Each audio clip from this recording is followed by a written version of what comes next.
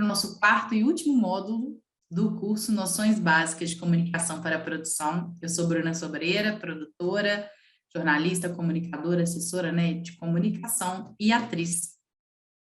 A gente veio conversando ao longo desses módulos, né? No módulo 1, a gente conversou sobre como compor a sua equipe ali naquele primeiro momento, né? Como pensar essa composição, na hora que você está escrevendo o projeto, o que você tem que pensar em incluir ou não. Depois, no módulo 2, a gente conversou sobre em quais plataformas, né? De que maneiras divulgar o seu projeto, o que vale a pena investir diante do recurso que você tiver, se é peça gráfica, se é rede social, se é assessoria de imprensa, conversamos sobre isso. Depois, no módulo 3, a gente se aprofundou nas redes sociais, né? Conversamos um pouquinho sobre as principais redes hoje aí usadas para divulgação, falamos individualmente sobre elas, e agora a gente vai falar de algumas ferramentas que eu sugiro fortemente que você saiba minimamente manejar ali, né? Algumas funções. A gente vai começar pelas redes sociais, e aí, assim, o que você precisa saber fazer no WhatsApp? Precisa saber fazer uma lista de transmissão, né? Que é aquele caso que a pessoa tem que ter o seu número salvo, precisa saber fazer um encaminhamento, um compartilhamento, né? A diferença entre esses dois, a gente conversou um pouco sobre isso no módulo 3, né? Saber utilizar os grupos, né? A gente também conversou sobre isso, pelo amor de Deus, não criem grupos só para fazer divulgação, né? Só usem os grupos para fazer divulgação quando forem grupos que já existirem, fizerem sentido, tiverem espaço para isso. No Facebook, além de postar, mas é muito importante que você saiba mexer nesses grupos, né, para fazer articulação nos grupos do Facebook. No Instagram, importante, saber fazer um stories, saber fazer um reels, saber fazer uma postagem no feed. No TikTok, também é importante saber publicar, né, se você está usando esse aplicativo, minimamente entender ali como é que publica, como é que, né, você pega o seu vídeo, grava ali basicamente, numa noção básica mesmo, tá, gente? A gente está falando aqui de funções primordiais de cada uma das redes. O TikTok e o Twitter, que a gente ainda usa menos na divulgação de eventos menores, né? Talvez você não vai mexer tanto, mas no Twitter também tem que saber publicar. Bom, um recurso importante que eu acho que é legal você saber olhar são os insights do Instagram.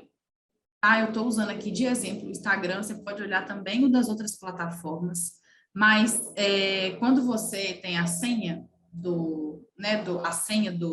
da plataforma, você entrando lá, no caso do Instagram vai ter o Insights, no caso do Facebook também você vai ter uma opção para visualizar as estatísticas, você vai ver as estatísticas aí gerais. Eu vou mostrar aqui o caminho no caso do Instagram, que eu acho que é legal minimamente você ter uma noção de algumas coisas, assim. Você vai poder navegar nisso aqui melhor. Eu vou te mostrar sobre horários de compartilhamento de postagem, tá? Que é uma coisa que pode ser interessante de você acompanhar de vez em quando. Então, você vai entrar lá nesse Insights. Então, entrou no seu perfil, foi na sua página inicial lá, clica em Insights, vai aparecer essa opção. E aí você vai cair nessa página aqui, que é uma visão geral. Vai poder discutir várias coisas. Olha, ele vai mostrar a porcentagem geral num período de aumento ou de diminuir. Você vai clicando cada um desses vai ter uma subdivisão com mais informações. Nesse caso, a gente vai entrar aqui em total de seguidores. E aí, essas duas informações eu separei aqui para a gente trazer elas, mas tem várias outras informações lá, tá? Vai ter estado, que estão seus seguidores, várias outras coisas. E aí aqui, esse períodos mais ativos, que é o que eu queria chamar a atenção, tá? Você pode ver os períodos mais ativos tanto em dia quanto em horas. Então, por exemplo, se você quiser ver, vou passar o mouse aqui. Se você quiser, aqui a gente está vendo a opção em horas. Então, segunda-feira, aí tem os picos aqui dessa página que eu peguei de exemplo. E aí você vê, né? Quando você abrir, não vai aparecer esses números em azul. Você vai clicar uma vez em cima e vai aparecer aqui, então, os horários de pico. Então, olha, é bem interessante que eu poste mais próximo de meio-dia ou de 18 horas, nesse caso aqui, né? A gente vê que é uma página que tem uma movimentação ali no meio da tarde, mas que, por exemplo, mais para o início da manhã não funciona tanto, né? Vocês vão ver que você vai acompanhando a sua página, você vai ver que tem páginas que 21 horas bomba, outras que de manhã funciona bem, vai variar muito do público da sua página. E tem a opção, e aqui, né, se eu apertar essa setinha aqui, você vai ver os outros dias da semana, e se você clicar na opção dias, vai aparecer os 7 dias aqui, também mostrando os picos. Normalmente, eles são mais ou menos próximos, com pequenas variações, aí vai depender do evento também. Compartilhando o post no Instagram, gente, como a gente já conversou, o Stories permite que você compartilhe, mas o feed não. Então, se você quer compartilhar um feed, é importante que você tenha um aplicativo de repost, tá? Aqui eu coloquei alguns, que é quando você joga repost para o Instagram, só para ter uma noção. Eu já usei vários deles. Atualmente, eu estou usando este daqui, ó. Atualmente eu estou usando esse, né? Eles têm várias propagandas e tudo, mas os recursos gratuitos são suficientes para conseguir fazer os reposts, então você testa o que você se adequar melhor, assim. Alguns são um pouco chatinhos de mexer, mas se você precisa repostar, é sim uma possibilidade, tá? Agora, o repost do Instagram, ele não ajuda no algoritmo, né? Ele vai ajudar assim, se você tem a imagem original e a legenda, você fazer o post direto da sua página, marcando o arroba, né, da página que você repostou, funciona bem também. Ferramentas de edição. Algumas ferramentas básicas, caso, né, você vá gerar algum conteúdozinho ali e quiser editar para além, por exemplo, dos recursos de edição do próprio Stories, por exemplo, do próprio Reels ou do próprio TikTok.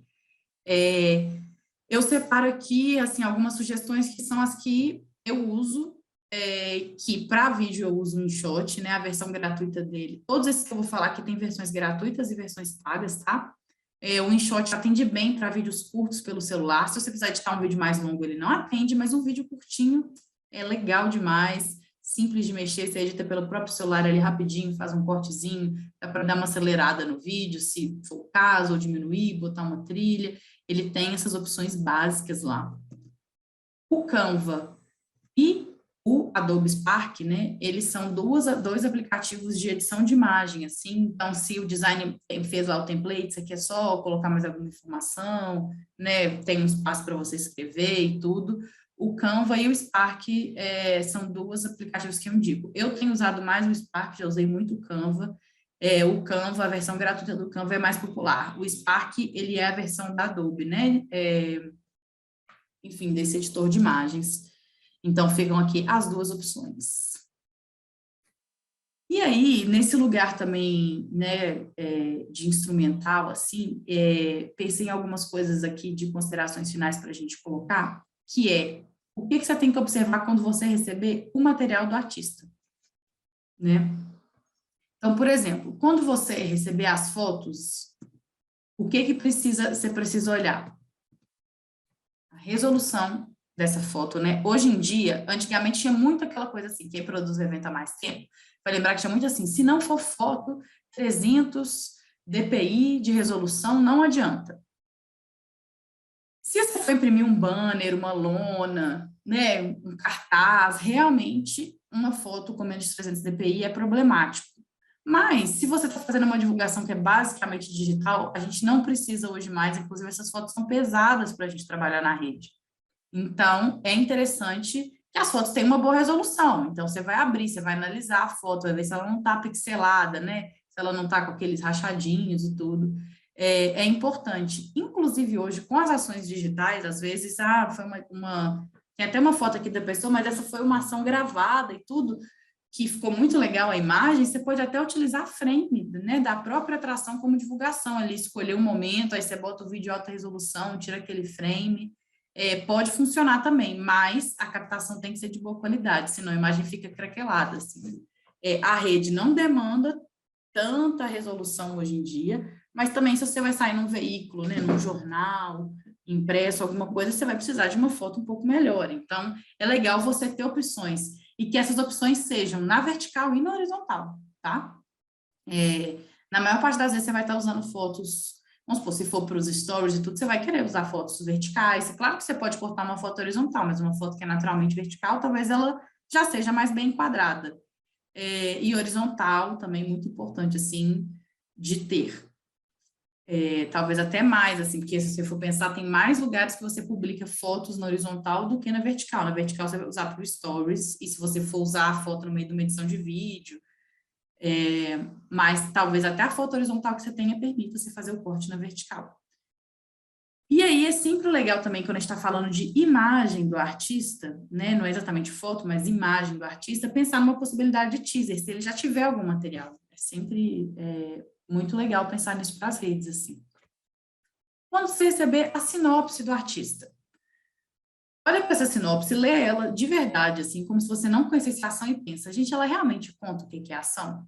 Porque é muito comum chegar para a comunicação, por exemplo, uma sinopse do artista muito poética, abstrata, que não dá para a pessoa que está lendo, às vezes não fala nem assim, que é um espetáculo teatral, por exemplo, não fala nem qual é o tipo de experiência que a pessoa vai viver. Claro que tem várias obras de arte hoje que são híbridas, né? Elas misturam estilos.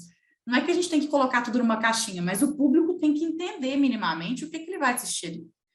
Então, por mais poético e que tenha a parte abstrata e poética do texto, que é super possível, é importante que o público entenda o que é ação. Ele não tem que entender, é isso, você não vai tirar o lirismo ali da ação, mas ele tem que entender, olha, eu vou ao teatro assistir uma performance, né, que envolve várias manifestações artísticas e tal, mas minimamente ele tem que entender aquilo ali, porque senão ele também fica tão perdido que ele não sabe nem o que ele está comprando, né?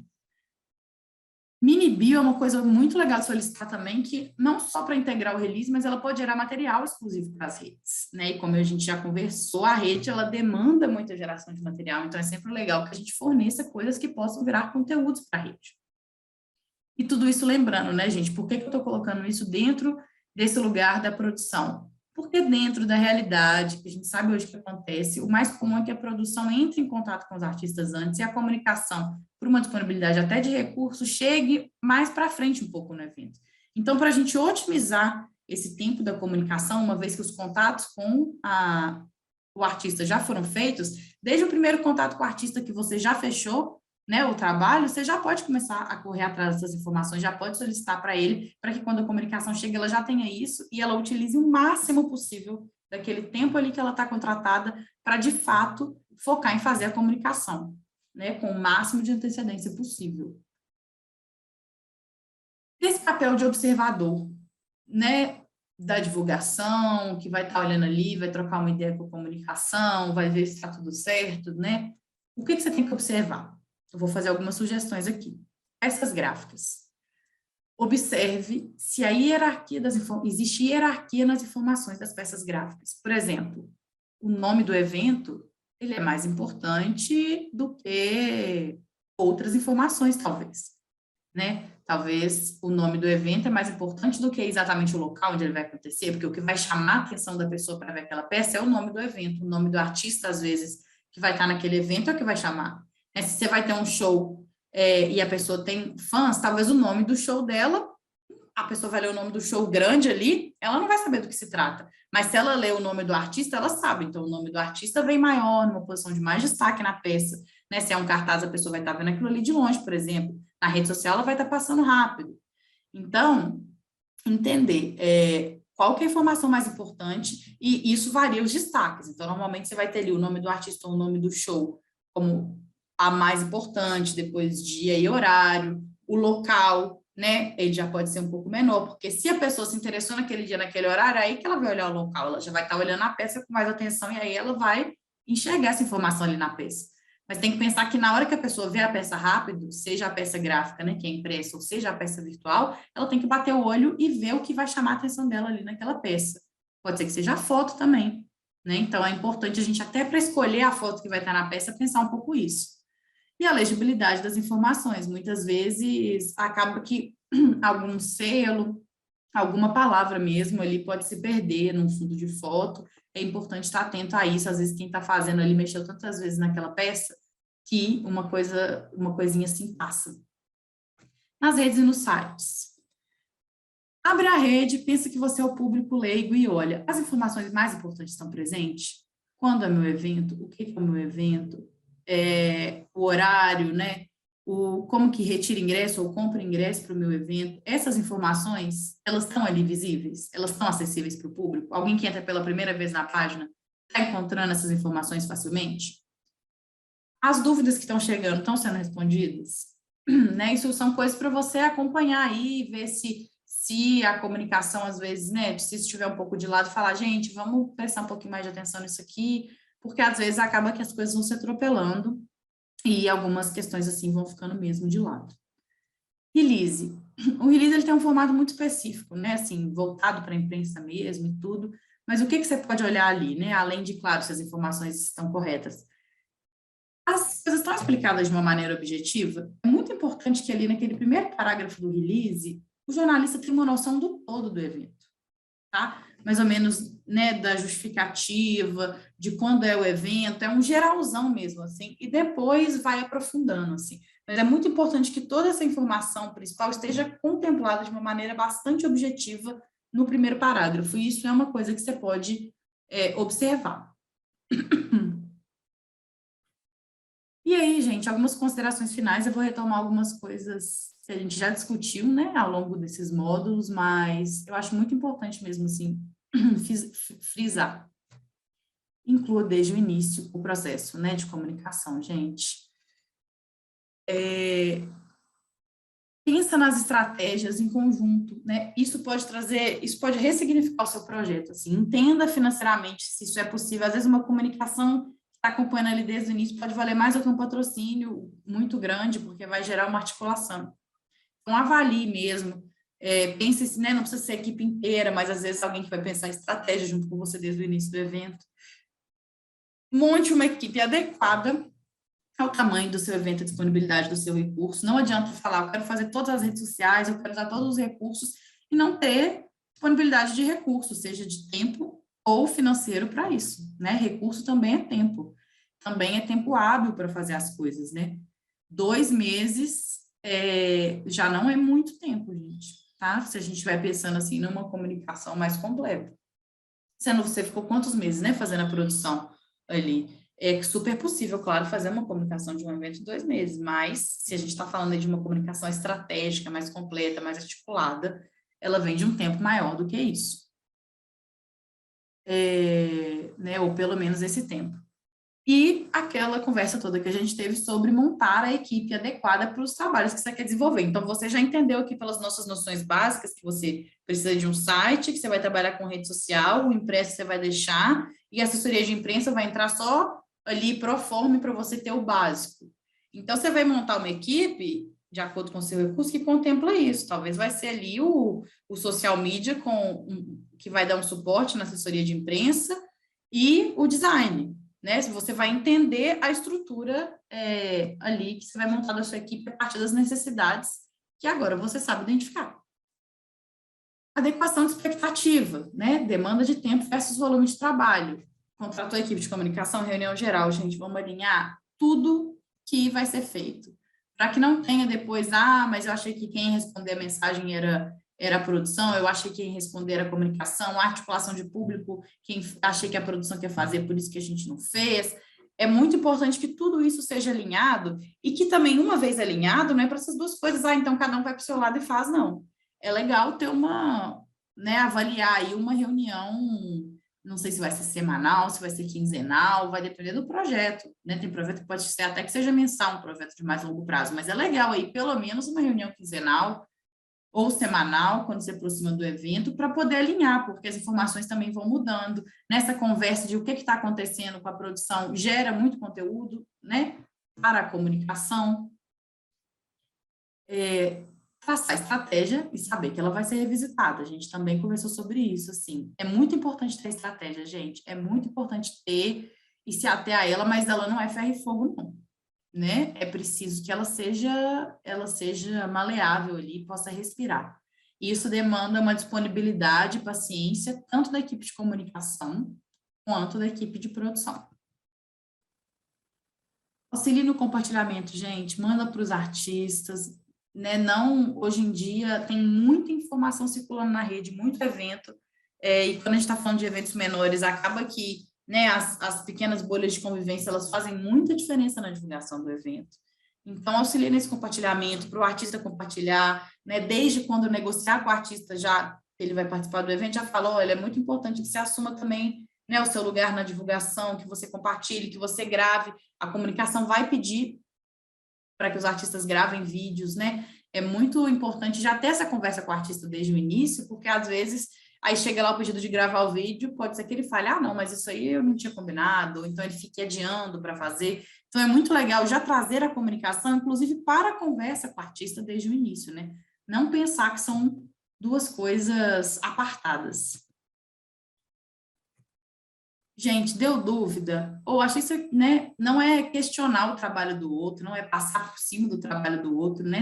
Você contratou alguém para fazer isso, do mesmo jeito que, né, a pessoa da comunicação tem que respeitar o trabalho da produção, porque independente do quanto ela conheça ou não, aquele trabalho está sendo feito por você, essas decisões estão sendo tomadas por você, a recíproca também é verdadeira, assim, né? Você confiou ali naquele profissional para fazer a sua estratégia, então, vai junto com ele também, sabe? Assim, claro, se acontecer algum problema maior, talvez você tenha que fazer alguma entrada, mas assim, se você concordou com aquela estratégia ali, né? É importante você conhecer a estratégia antes, ver quais são os objetivos dela, se eles estão sendo atendidos, e aí trabalha junto, ver que, né, já combina antes que tipo de material que pode fornecer, ao mesmo tempo, que tipo de coisa que a comunicação pode dar suporte para a produção, numa articulação de público, num reforço de retirada de ingresso, como que isso vai funcionar.